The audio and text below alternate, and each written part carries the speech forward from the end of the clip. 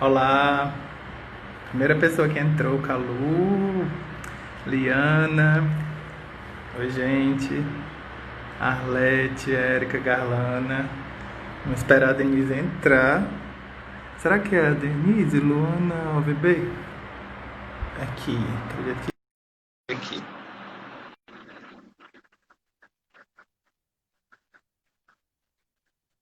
Entrei, não entrei? Entrei, Aqui. gente! Deu certo! Deu certo, coisa boa. Opa! Acionei minha câmera aqui agora que não quer ficar quieta. Mas ela vai ficar. Pronto. Ficou. Você me escuta bem? Escuto você super bem. Você me escuta também? Também te ouço muito bem, te vejo bem. Que bom que deu certo, já estava lidando com essa angústia, né? Começamos bem a live, não foi não? Já que a nossa ideia é Vivenciando, né? falar dessa relação entre yoga e psicologia e que envolve esse processo, né, de aceitação da realidade como ela é e como ela é posta, a gente vai Sim. lidando com isso. Enfim, eu já me apresentei duas vezes, não vou me apresentar de novo, vocês já apresentaram.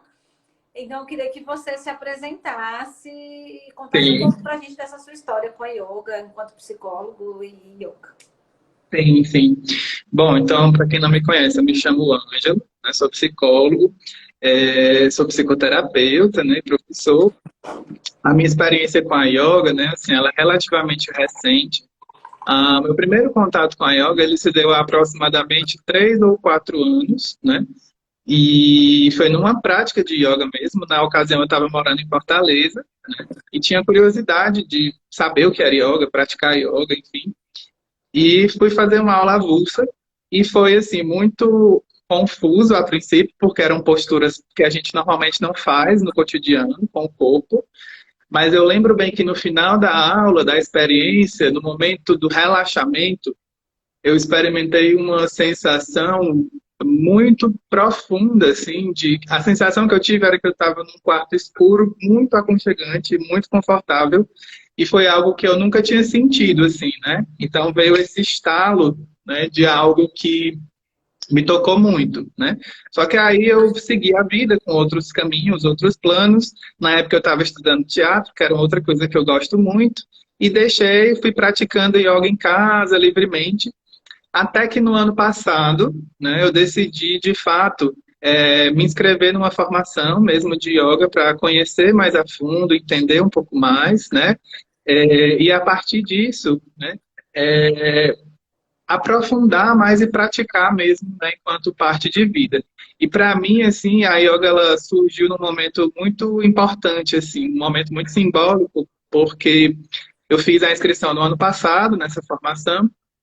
E eu lembro que nesse dia eu cheguei em casa, né, com o Calu, que está assistindo aqui também, e aí a gente decidiu praticar juntos. E eu lembro bem que foi uma prática muito restauradora e muito tranquilizadora. E nesse dia a gente percebeu que a lua estava muito bonita. Era uma lua cheia muito intensa. E aí, curioso, eu fui pesquisar se tinha alguma coisa, né? Assim. E aí eu descobri que foi no mesmo dia de uma lua de Wesak, né? Que é considerado um festival espiritual, digamos assim, que a mensagem desse festival espiritual é como se fosse de uma volta ao lar, né? Então a yoga ela entra para mim com esse lugar de algo bem assim potente mesmo e uma sensação de uma volta ao lar, né? Então é mais ou menos essa o meu contato, né? Assim que não é tão longo, mas que vem sendo muito significativo para mim. O meu contato também não é tão longo com a yoga, é menor que o seu ainda, na verdade. Eu comecei há um tempo atrás, parei, e aí a yoga veio para minha vida pela via de trabalho, né? O armazém Uhum. veio para mim, eu digo que ele apareceu, eu não fui atrás dele, mas ele veio me buscar e eu topei esse convite e aceitei estar no armazém, e foi aí que eu retomei e comecei a estudar yoga, né? A prática, eu ainda sou inconstante na prática. Quando eu estava começando a manter a constância, veio a pandemia, e aí eu ainda estou tentando ajustar um horário para a prática. Uhum. E com E estou estudando filosofia, porque aí eu conseguia, né, começar a estudar filosofia, porque é uma coisa que para mim eu não consigo fazer, é uma coisa se eu não souber a base. E uma coisa Sim, legal do yoga é que um dos princípios, né, um dos que eles vão falar é isso, é a busca do conhecimento, que você vai aprender e sim. vai desenvolver autoconhecimento por meio do conhecimento. Essa busca, né, tendo um mestre, lendo, e você vai atrás desse conhecimento. E aí casou muito comigo, que gosta dessa coisa de estudar, tal, né? Não sou muito adepta a outras questões. Então foi um... Mas estou muito verdinha, começando por isso te chamei para a gente discutir e para você ensinar mais para a gente, né? Sobre essa situação. E aí eu queria começar falando um pouco assim, a gente tem no yoga, na filosofia do yoga, tem os sutras, né, de Patanjali, que é o que é estudado, é um dos livros para se estudar. E aí ele tem dois sutras que eu, né, estudei um pouquinho e que tem um pouco, eu entendi um pouco um casamento, eu queria discutir isso com você, né? Um ele fala, o observador se absorve em sua natureza verdadeira, que ele vai falar da autorrealização, de você ser você mesmo, partindo da ideia do yoga, que é o objetivo de yoga é você ser você mesmo. E quanto mais for possível, mais você estiver em harmonia com você, menor o seu sofrimento, mais você vive sem a poluição externa, vamos dizer.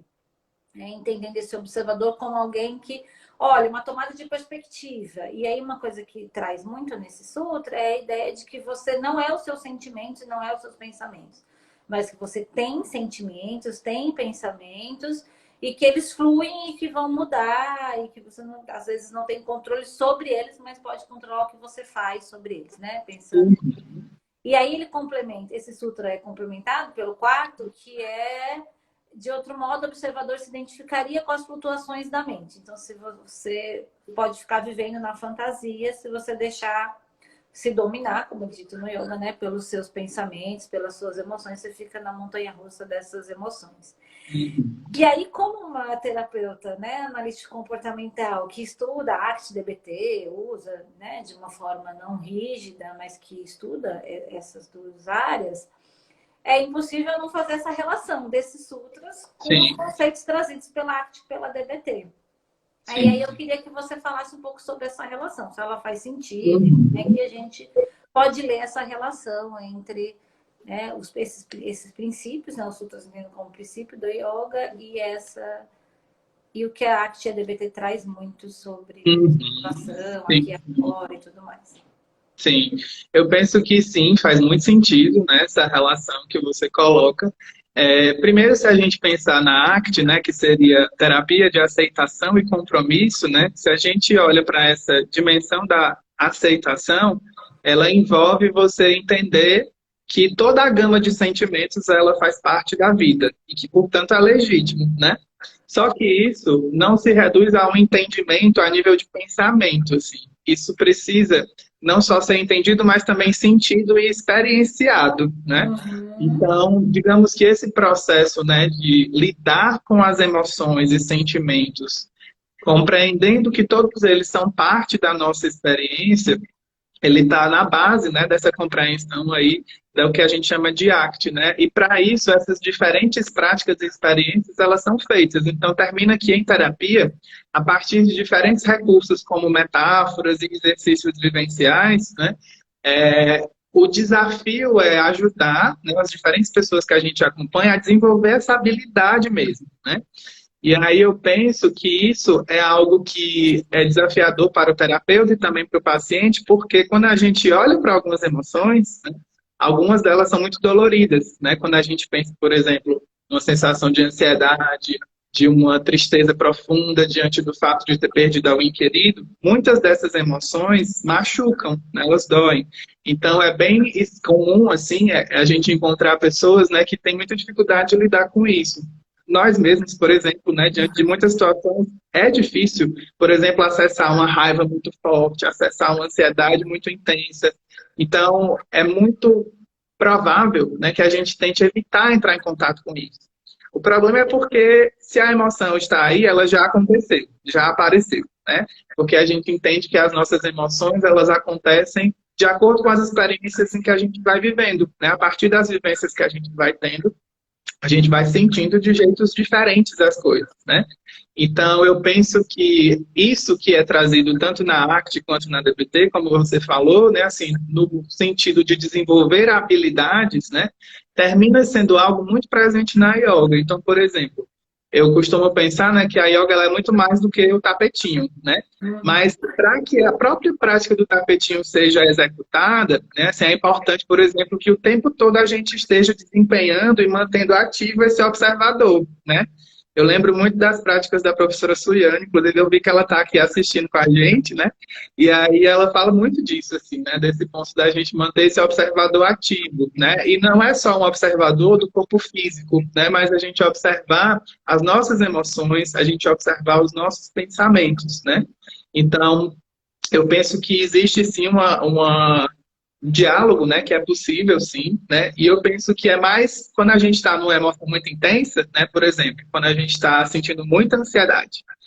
Às vezes, eu costumo dizer que é como se fosse uma nuvenzinha escura que ela fica rodeando a nossa vista, e aí quando a gente está muito sob controle disso, parece que a gente só enxerga isso. Então, desenvolver essa habilidade de dar um passo atrás e enxergar que isso é uma nuvenzinha que está dentro de um cenário mais amplo, né? E que isso faz parte daquela tua experiência naquele momento, é algo que é fundamental nos processos de psicoterapia, né? A nível aí de psicoterapia comportamental, como você estava falando, da ACT, da DBT, né? E eu penso que isso também é muito trabalhado nas práticas de yoga, né? Então eu acho que é algo super possível. Você estava falando e eu pensando, quando a gente está no tapete, muitas vezes a gente sente angústia, às vezes a gente sente uma ansiedade, medo de cair da posição, de não entrar, sente dor. E aí ali você aprende que mesmo sentindo tudo isso, você pode fazer a prática, né? Você pode fazer o movimento, você pode ficar, né, na posição. Então, eu acho que isso a prática do yoga ela é um treino para a vida, eu fico vendo, né? Que você pode treinar ali, a vivência da prática, a vivência do tapete, ela acaba te ensinando muito a fazer mesmo sentindo, né? Sim. Ontem eu estava assistindo a live da Fran, que é, né, a ex-proprietária do Armazém, e ela tem uma frase que eu já tinha ouvido na aula dela, e que ela falou dessa frase, uma aluna dela comentou também, que ela diz, fique na dor, né? Permaneça na dor, que é um dos nossos grandes desafios e que Sim. na vida, né? É tipo, continuar agindo e vivendo na dor, com a dor, que ela tá ali, ela existe e ela vai existir. E aí o sofrimento é que você vai calibrar, mas a dor, ela existe. Né? E no E eu tapete isso penso, acontece, né? sim. Faz muito sentido. E eu penso que também, assim, a questão do tapetinho, né, ela mostra muito, assim, um pouco de como a gente está vivendo lá fora também. Né? Assim, então, como você se comporta no tapete pode te dar pistas de como você está levando alguns princípios da tua vida lá fora, né? Então, por exemplo, essa questão de conviver com a dor, né? Eu super concordo, assim, que é algo difícil, mas também super importante, né? Mas, ao mesmo tempo, o desafio de fazer isso de um jeito que respeite os nossos limites, né? No sentido de que isso dialoga um pouco, inclusive, com o que a gente chama de ahimsa na yoga, né? Que é o primeiro dos yamas, né? Que antes mesmo dos asanas, eles surgem como um princípio aí que é fundamental de ser considerado. Então, é esse movimento, né? Assim, esse meio do caminho entre você contemplar essa dor, acessar a experiência da dor, e também, ao mesmo tempo, conseguir cultivar um movimento de não violência no sentido de você não romper um limite, né? Porque no tapetinho isso provavelmente vai machucar, né? E na vida também, Na quando a vida gente também. exatamente. Eu lembro de da metáfora do gato, que o gato, quando ele vai passar num buraco, ele sempre olha se ele coloca e se o bigode passar, ele sabe que dá para ele passar, senão ele volta. E às vezes a gente esquece de fazer essa observação e ver se o nosso bigode passa, né? E a gente sai rasgando, porque tá doendo. Então, assim, ficar na dor, mas não tentar superar e passar e se rasgar. Né? Acho que esse é um ponto importante. Pensando nessa questão, né, que que é possível essa fala, esse diálogo entre o yoga e a psicologia, né? Que a gente já está entrando nisso.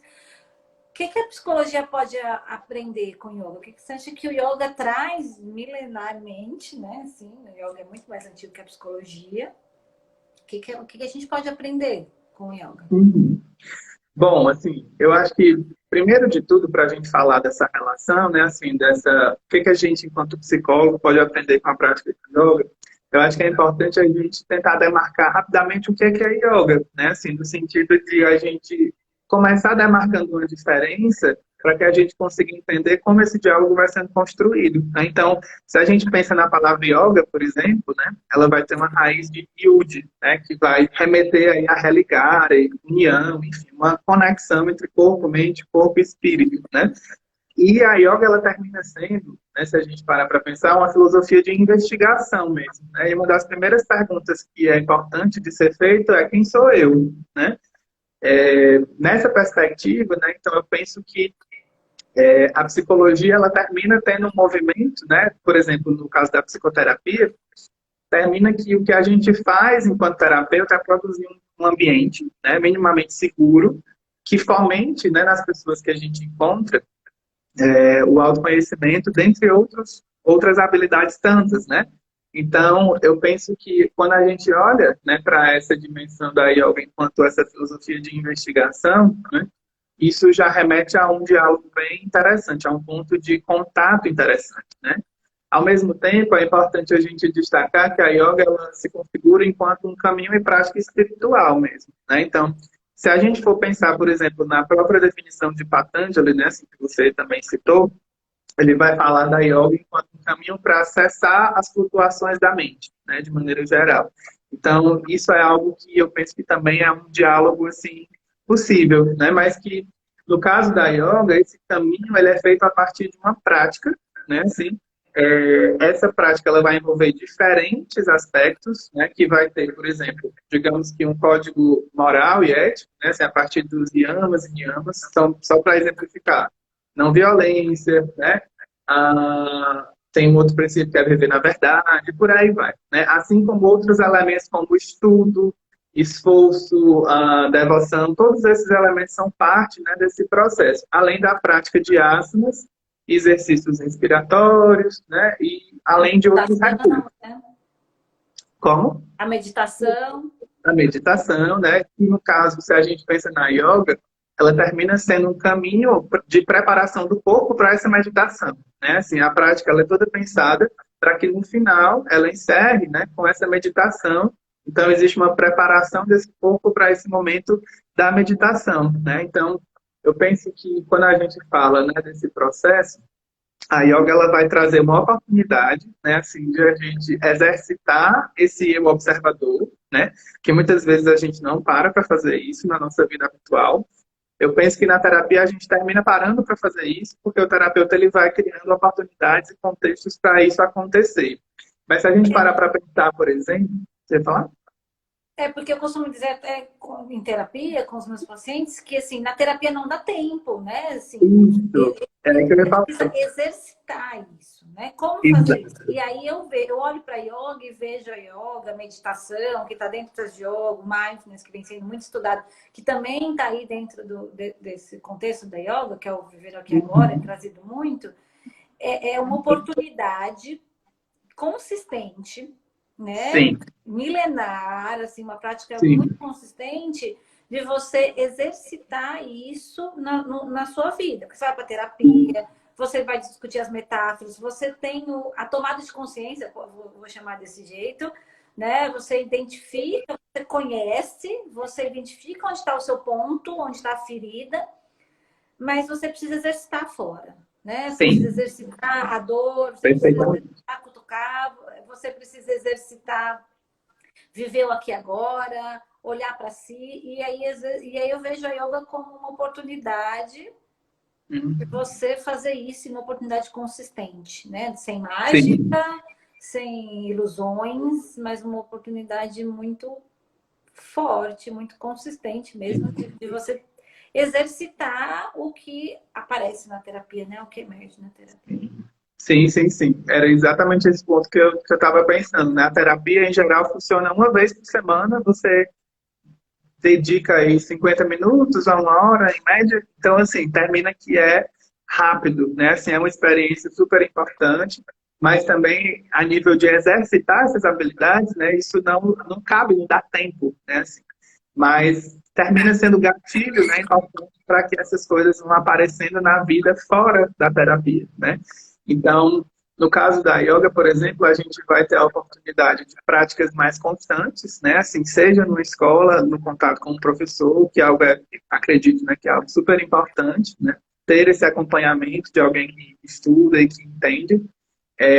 Ao mesmo tempo, existem praticantes, né, que fazem suas práticas junto com os professores e também praticam em casa, em momentos, né?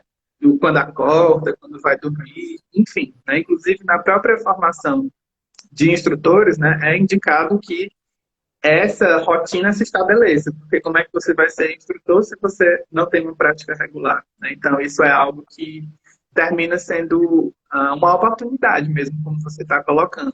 E tem algo que eu acho muito importante assim, na yoga também, que é a gente conseguir reconhecer e integrar as nossas dualidades. Em que sentido, né? Nós somos luz e sombra. Nós somos, Bem né, maduro.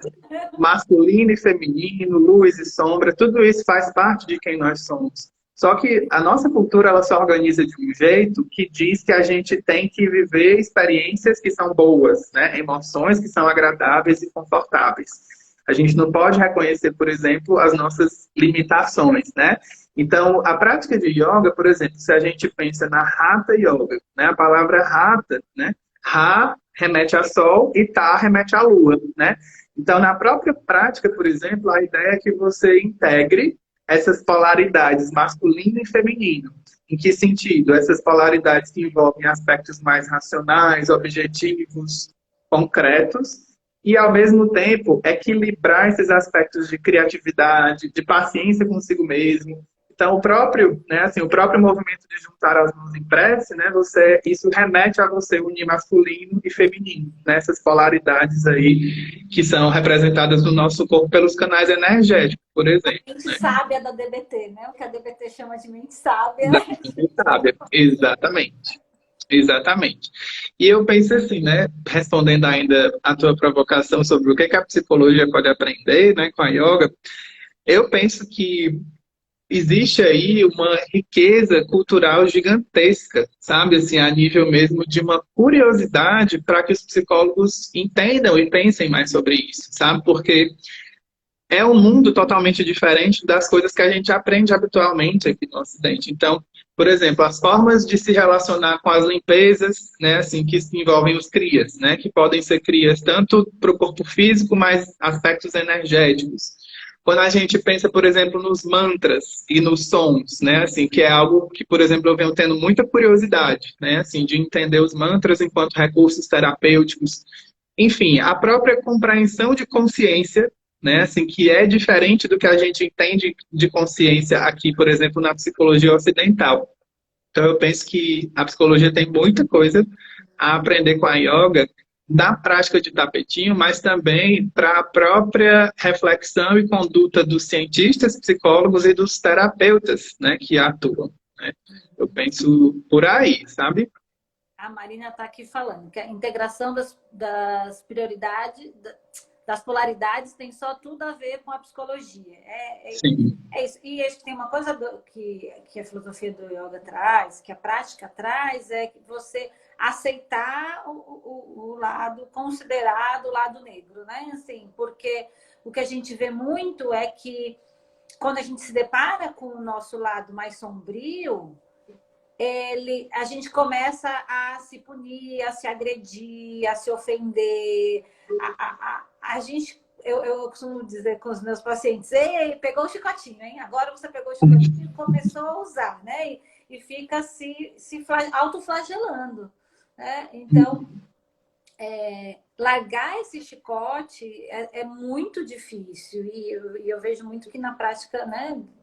Você vai fazer, tendo que fazer isso porque você entra em contato, quando você está no tapete, você entra em contato com todas as suas limitações. Né? É um desafio, você não consegue. Uhum.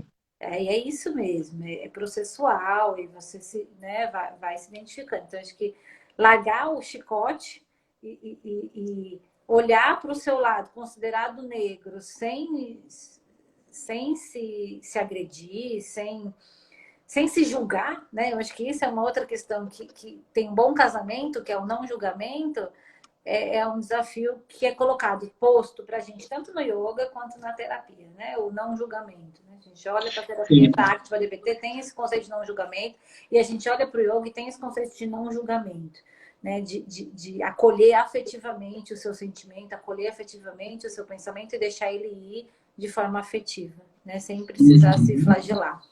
A Liana está aqui falando, temos muito a aprender com as diferentes visões de mundo. Aí a Ana diz, está tudo conectado. A gente ainda é muito apegado ao verbal. Liana, a gente é muito apegado ao verbal. A gente sente pouco, escuta muito. A Paty entrou aqui também. Beijo, Paty. Muito bom ver um monte de gente aqui conhecida, né? Pessoas novas. É muito gostoso ver essa integração. E aí, gente, faz pergunta, né? Manda aí pra gente o que vocês querem saber também, para que a gente possa discutir junto, não ficar só nós dois falando aqui o que a gente acha, né? E aí, vamos inverter um pouco essa pergunta e a gente pensar que, quando você estava falando do conhecimento, né, que a yoga tem essa busca do conhecimento, aí no Sutra 7, ele vai falar, né, que os objetos podem ser percebidos através da percepção sensorial, lógica e ou fonte confiável. Partindo da ideia de que você vai estudar e vai buscar o conhecimento. E aí isso me levou lá atrás, na história da psicologia, quando a gente fala, no início da psicologia, com ciência, com Wundt, né? Que o primeiro método que foi usado foi o método introspectivo, que remete à questão da percepção sensorial. O que a gente viu que não deu certo, não funcionou muito bem para lidar com ciência, e o que na yoga, né, é dito também, que a nossa percepção, ela nos engana, porque ela está toda enviada, ela está poluída, como você disse, pelos nossos, pela nossa construção e na nossa história. E aí depois a psicologia foi se desenvolvendo e foi criando uma outra forma de olhar e foi construindo um conhecimento e foi criando o que a gente chama, né, que o yoga está falando um pouco, foi a associação que eu fiz, eu posso ter dado um salto enorme, mas essa fonte confiável. Então hoje a gente tem fontes confiáveis, né, para buscar esse conhecimento e para buscar a nossa prática terapêutica. A gente pode ir lá e confiar em alguns teóricos, em algumas abordagens, em algumas práticas que nos dá consistência de atuação terapêutica, que é o que né, esse sutra vai dizendo. Então, você precisa ter uma fonte confiável e aí você vai atrás de ler e ver se aquilo é confiável mesmo e depois vai usar a sua percepção para entender como que isso se faz sentido para você, né? Porque depois tem um sentido individual. E aí, partindo disso, olhando para isso, que a psicologia tem essa construção, né? Saiu da percepção até ir para fontes confiáveis, como é que a yoga pode aprender com a psicologia nessa questão dos estudos científicos? O que a yoga também pode usufruir da psicologia, né? Que são duas fontes de conhecimento. Sim, sim, sim. Eu penso que para te responder essa pergunta, né, eu vou voltar um pouquinho assim até nos relatos que a gente escuta, né, assim, inclusive que foi algo que a gente comentou, né, assim, quando a gente está praticando, né, a gente acessa algumas emoções que são doloridas, né, assim, muitas vezes. A prática pode ser super relaxante e tranquilizadora, mas em algumas oportunidades ela também pode trazer questões, né, emocionais à tona e a gente vai olhar para isso, né, assim. Então, quando a gente fala, né, do processo mesmo de funcionamento, por exemplo, da psicoterapia, isso demarca uma outra diferença. Em que sentido? Em geral, as práticas de yoga, elas acontecem coletivamente. Claro que existe a possibilidade de práticas individuais também, né? Mas eu estou pensando aqui na figura do aluno que frequenta a escola de yoga, que pratica yoga, que acessa algumas emoções nesse momento, né? No caso da terapia, o que acontece é um encontro, né, onde geralmente esse ambiente da terapia ele é um ambiente protegido, né? Em que sentido? Para que a psicoterapia funcione, a gente precisa de alguns ingredientes mínimos, né? Pelo menos a gente tem que garantir o sigilo, né? Ou seja, todas as coisas que são ditas ali vão ficar somente entre você e o terapeuta, né? e o que a gente chama, né, de audiência não punitiva, ou seja, o terapeuta não está ali para dizer o que o paciente, né, que aquilo que o paciente sente é certo ou errado, bom ou ruim, feio ou bonito, né? Então termina que esse espaço seguro, ele evoca, né, assim, ele traz à tona mais facilmente o contato com emoções que são muito difíceis, né? E aí eu penso que nesse sentido existe a possibilidade mesmo de uma parceria mais aproximada, né? Assim, entre psicoterapeutas, entre professores e instrutores de yoga. Eu acredito que isso poderia beneficiar os próprios praticantes, né? Assim como também uma troca mesmo significativa com os próprios professores, né, e instrutores, porque muitas vezes eu acredito que esses processos emocionais podem surgir durante uma prática, e claro, né, que o professor pode acolher, pode entender, né, e gerar um ambiente mínimo de conforto, né, mas ao mesmo tempo termina que aquele processo muitas vezes ele vem de uma longa história, né, de vida, e que para isso, né, para uma compreensão melhor de onde isso vem, por que que isso acontece, como é que isso foi chegando até onde está hoje, né, a terapia termina sendo esse espaço, né, que promove um pouco disso, né. Então eu penso que essa troca poderia ser por esse caminho, né, assim, acredito que seria uma possibilidade. E termina que o terapeuta ele vai ter algumas habilidades, né, de analisar o porquê que aquelas coisas estão acontecendo junto com a pessoa. E mais do que isso, ajudar a pessoa a desenvolver essas habilidades para que ela consiga, por conta própria, fazer essas análises, né? A Uhum. ponto de não precisar mais do terapeuta algum dia, né? Sim. Então, termina que eu vejo que são dois caminhos diferentes, né? Mas que as pessoas que são beneficiadas, tanto por uma prática de yoga constante, e também por uma psicoterapia poderiam ter benefícios que se complementam, né? Assim, a partir de um diálogo mais aproximado. Aumentando essa conversa, né, entre os dois pontos, Sim, porque a gente veja um pouco que emoções e situações que aparecem na prática, né, do yoga, né, ela pode ser acolhida na psicologia, ela pode ser acolhida na terapia, né, porque na sim, prática não existe esse o tempo para isso, existe o acolhimento, existe o cuidado, mas não existe o tempo para parar e discutir, e olhar, e analisar, e entender de onde vem e como que eu posso reconstruir esse processo. Então, elas sim. se complementam, né? E eu penso assim, né, que tem um diferencial da terapia que é assim também, né? Como a gente tem um encontro, tem uma desvantagem, entre aspas, que é o que você falou no começo, né? Assim, o tempo é curtinho, né? Então termina que não tem como a gente dar continuidade, né, em exercitar algumas coisas, como por exemplo, estar presente, observar as emoções, né, dando um passo atrás, tudo isso termina sendo uma oportunidade assim fantástica ao praticar yoga, né?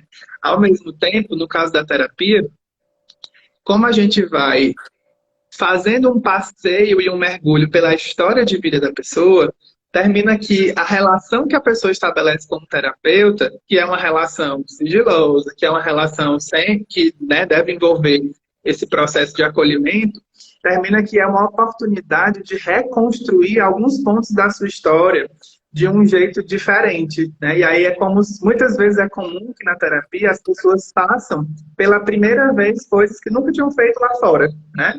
Então, Uhum. por exemplo, pessoas muito tímidas podem se sentir mais confortáveis dentro de um setting terapêutico à medida que a relação vai evoluindo, né? Então, esse desenvolvimento de outras habilidades, sejam elas de interação com pessoas, de cuidar consigo mesmo, eles também podem surgir na terapia, assim como na prática de yoga, né? Uhum. A Suiane está aqui dizendo, com certeza as duas linhas se complementam, né? E aí a Jaqueline Mendes fez uma pergunta, né? Que é para você mesmo responder. Mas como se dá o processo de yoga e como é a preparação, como é que acontece? Certo. Eu vou falar assim da Hatha Yoga porque é o que eu venho estudando, né? Assim, eu não tenho profundidade, né, no que se refere às outras linhas de yoga, mas é algo assim que eu tenho bastante curiosidade também. Mas quando a gente fala da prática de Hatha Yoga, em geral, né, assim, essa prática ela vai envolver diferentes momentos. Em geral, ela começa com um mantra, né, que seria alguma espécie de canto, né, assim, que tem uma mensagem importante por trás, né? E a gente ia começar hoje a nossa live na confusão, a gente pulou. Sim. A live com mantra, por favor. Sim, sim, sim. E aí, assim, tem esse mantra, né, que é como se fosse, digamos que uma espécie de porta de entrada para essa prática, né? Mas claro que antes existe uma preparação da sala, e em geral é importante, né, que o próprio praticante, ele, né, desconecte de celular, desconecte de outros eventos, traga a atenção para dentro da sala, né? O mantra termina sendo uma chamada para isso. Em geral, também é importante, né, que antes da realização dos asanas, os asanas são aquelas posturas, né, que a gente vê as pessoas praticando no tapetinho. Antes de praticar os asanas, existem alguns kriyas, né, que são, tem uma função de limpar, aí entra a dimensão, né, do corpo energético mesmo, que é trabalhado na yoga, né, assim, de limpeza mesmo de canais energéticos, para que os asanas tenham efeitos esperados, né? E, na sequência, são feitos alguns asanas, e aí, assim, é interessante dizer que as aulas, elas podem ser temáticas também, né? Então, por exemplo, tem aulas que vão trabalhar especificamente o relaxamento, tem aulas que vão trabalhar exatamente, na verdade, uma estimulação, né? Assim, para que você fique mais acordado, mais ativo. Tem aulas que podem trabalhar questões relacionadas à estabilidade e segurança. Enfim, e aí existe uma combinação de diferentes asanas, né? Assim como também práticas de exercícios respiratórios, né? Que são os pranayamas, né? Uma coisa também que é muito importante na prática de yoga, que tem que ter, né? Assim, é que, em geral, próximo do final, um relaxamento, né, que é o que a gente chama de Shavasana. Por que é tão importante o relaxamento? Né? Porque é nesse momento que, dentro da tradição da yoga, se diz que é o momento em que você absorve os efeitos da prática. Né? Então, é fundamental que haja também esse relaxamento no final, né? E que é um relaxamento assim, que eu particularmente gosto muito. Né? É, É e a parte preferida. ah, É a minha parte preferida. eu adoro também. É o meu momento, assim. Então, no geral, é isso, né? Assim, então, é um caminho, né, que é percorrido, e esses asanas, né, assim, eles trabalham os diferentes movimentos da coluna também, né? Para frente, para trás, para um lado, para o outro, porque isso também tem uma relação com a concepção de saúde para a prática de yoga, né? Para os benefícios que vão ser tanto físicos, quanto emocionais, quanto energéticos, né? Então, termina que existe esse passeio, né, por esses diferentes aspectos, né? Tem outros elementos também que aí não dá para aprofundar tanto, mas são os Precisa de várias lives para falar sobre isso. exatamente. Assim, a gente está em quarentena, né? A gente está em isolamento, então os institutos de yoga estão fechados para fazer aula.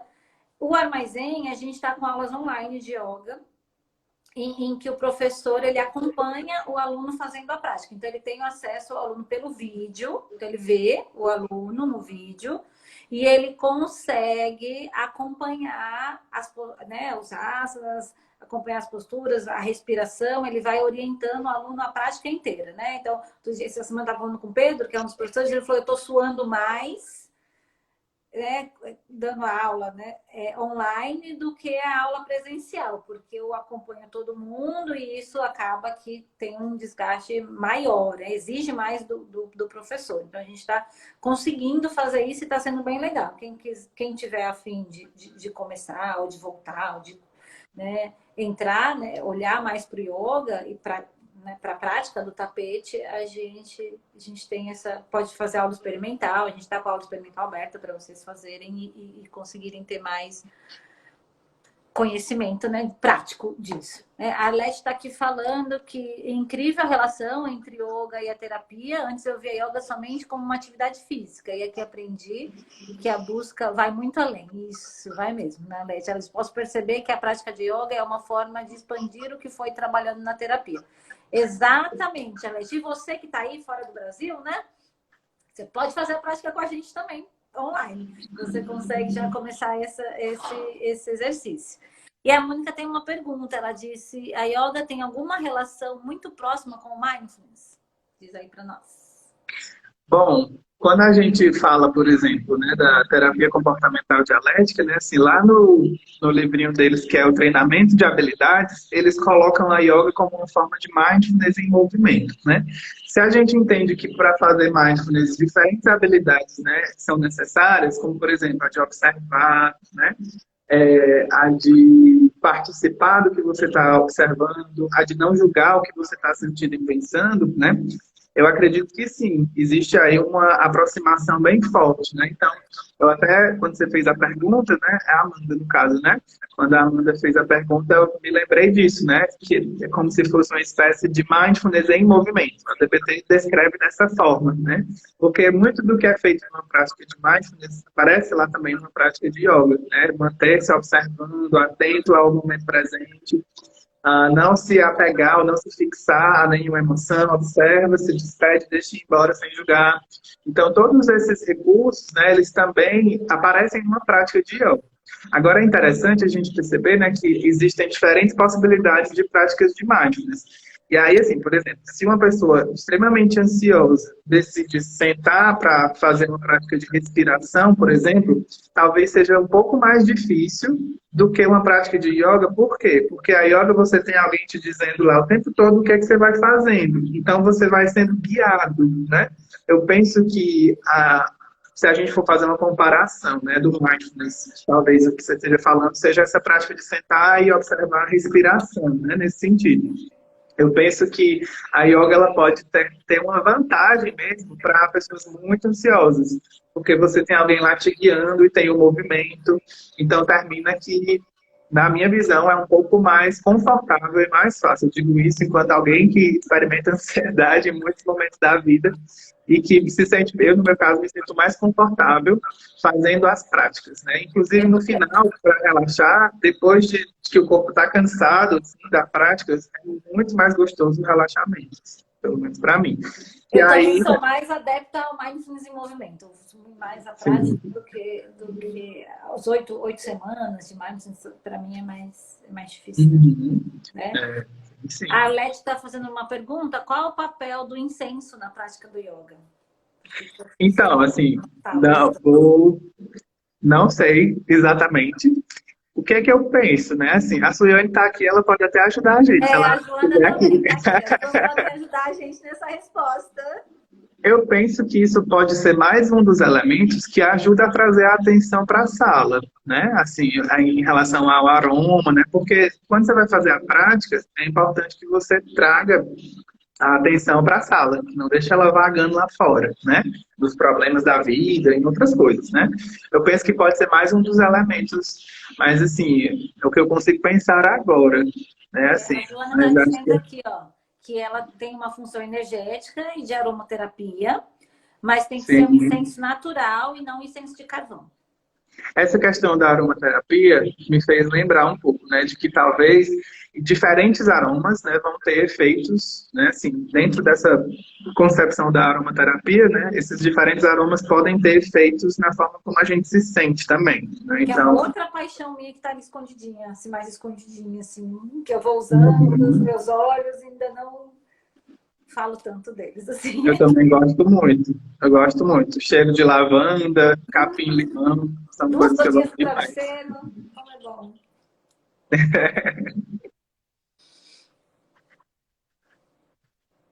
A Joana falou, exato, alguns são colocados em aula para limpeza energética e outros que relaxam. Né? E a Suiane disse, aromaterapia, mas com muito cuidado. É, Gente, isso... muito obrigada pela ajuda de vocês, viu? Pela participação. Tô adorando. Confesso que isso me deixa um pouco ansiosa, me deixa um pouco assim, ai, né? O que eu tô falando com elas aqui me assistindo? Mas Uhum. tá sendo muito bom contar com a contribuição de vocês.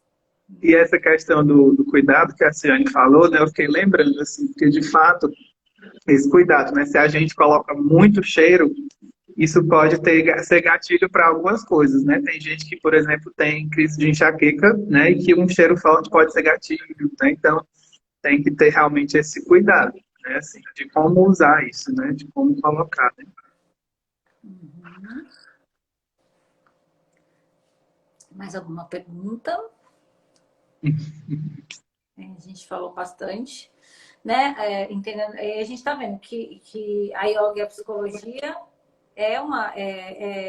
principalmente falando de terapia, né? São duas práticas de busca de autoconhecimento, né? A gente vê que elas podem conversar, a gente ficou discutindo muito isso, que elas podem Uhum. contar, mas elas são distintas. Elas podem se complementar nesse processo de busca de propósito, de quem sou eu, esse processo de busca de autoconhecimento. Mas elas não são a mesma coisa. Eu acho que isso é importante a gente, né, Sim, entender que são duas práticas, duas modalidades de atuação e de busca de autoconhecimento que são válidas e que podem trazer muitos benefícios. E quando a gente consegue uma conversa, um diálogo entre elas, quando elas conseguem se unir para esse propósito, eu acho que elas podem funcionar muito bem, né? Podem convergir, podem sim, sim, sim. E eu se penso assim, apaixonar. falando um pouquinho dessa questão da psicologia, né? Eu, particularmente falando, eu não enxergo muito forte, né? Assim, eu não vejo tanto esse diálogo acontecendo entre a psicologia e diferentes práticas espirituais, né?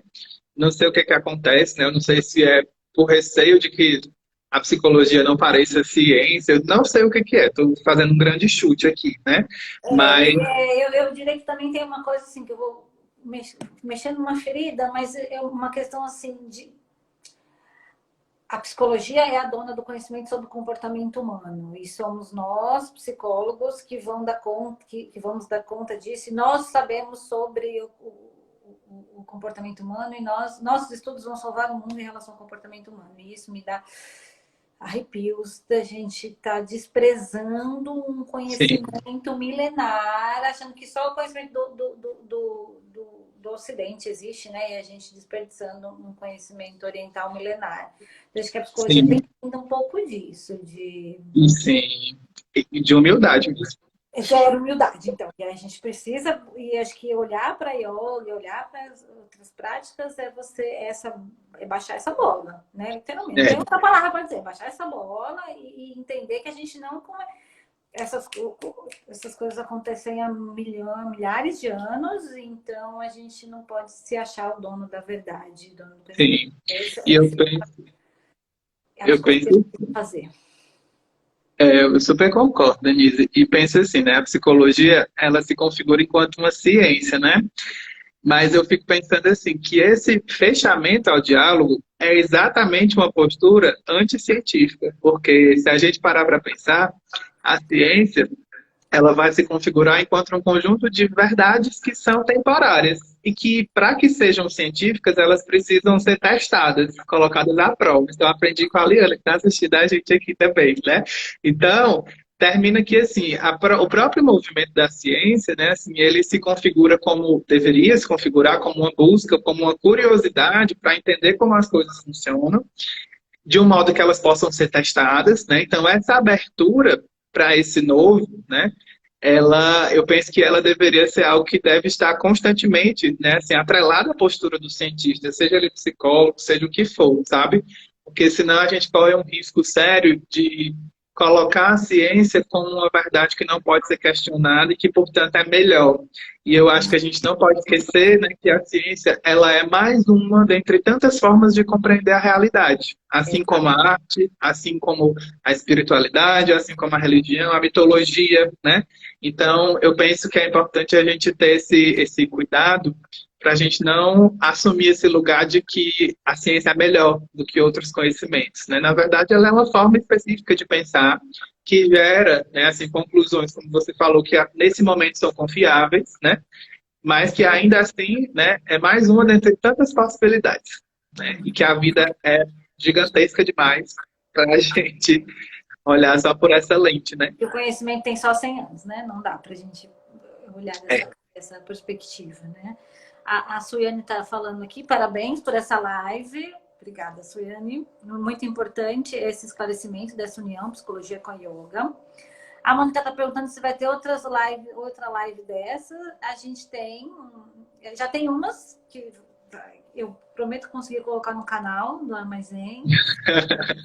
No YouTube, mas a gente já tem umas lives que tem um pouco dessa discussão e a ideia é continuar com lives falando sobre a yoga e falando dessa interação entre a psicologia e falando qual que é a função da yoga na nossa vida, né? A Arlete está falando que a vida está nos cobrando olhar mais holisticamente, né? Para ela, eu acho isso é verdade. As pessoas estão elogiando, muito obrigada. E assim, a gente Obrigado. está caminhando para encerrar a live pro Instagram não derrubar a gente, né? A gente encerrar bem legal, bem bonitinho. Eu queria dizer que quem tiver, eu vi que algumas pessoas falaram que querem fazer aula experimental. Então, assim, manda mensagem no direct do Armazém, que eu converso com vocês, e aí mando as possibilidades de horário, vocês escolhem, e aí eu mando o link para vocês fazerem aula experimental, tá bom? É só mandar, tanto faz, se você mandar no direct do Armazém ou da Trips, eu vou lá responder vocês, porque eu fico nessa conexão aí com vocês.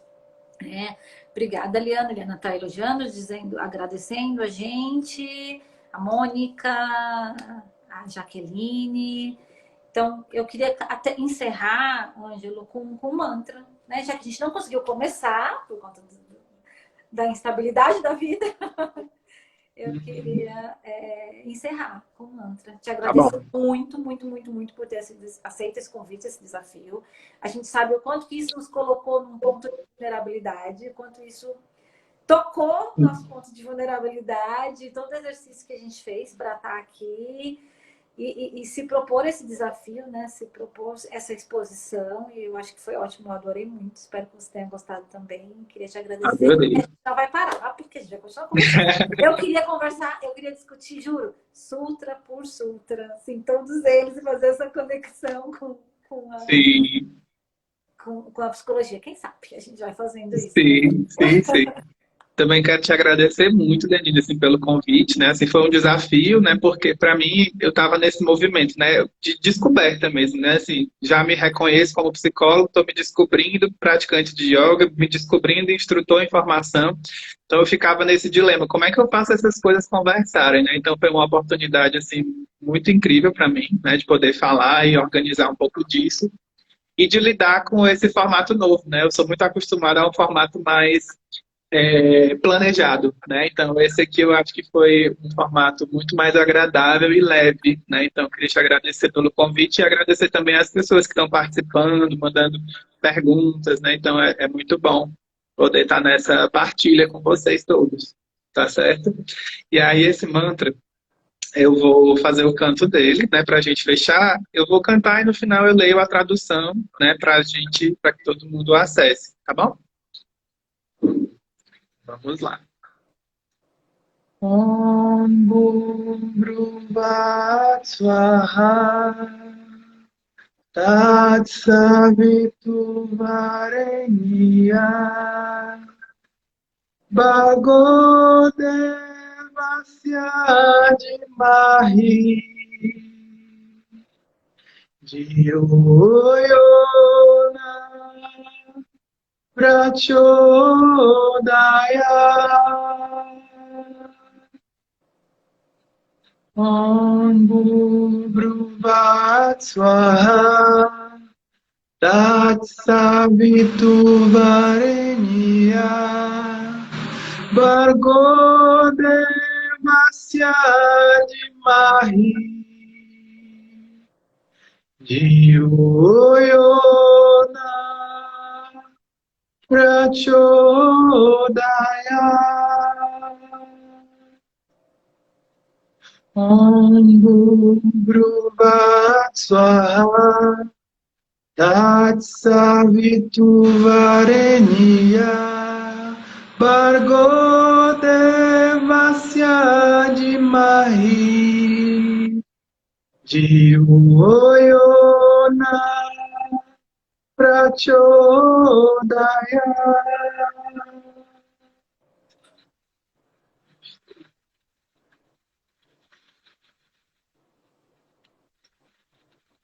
E aí, só para compartilhar, né, o que significa esse mantra, né?